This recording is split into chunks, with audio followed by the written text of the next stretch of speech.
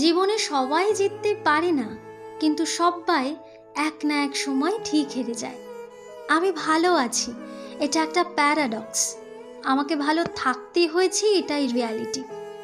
আমরা অনেকেই রয়েছি যারা ঠিক 4-5 বছর আগে যেটা হতে চাইতাম, যাদের আঁকড়ে ধরতে চাইতাম, জাগ্রত অবস্থায় আকাশ সম যে স্বপ্নগুলো দেখতাম, তার কোনোটাই হয়নি, কিংবা অল্প বিস্তর হয়েছেও।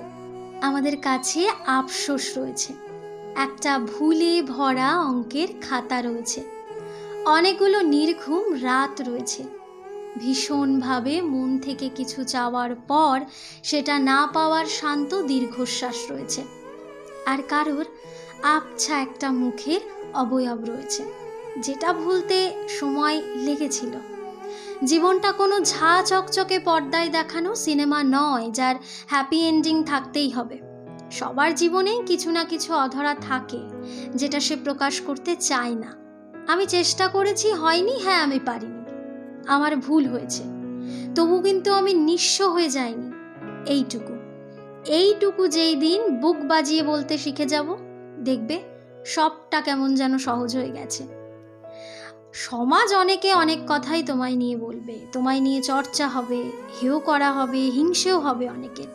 কি লাভ এত শোনার?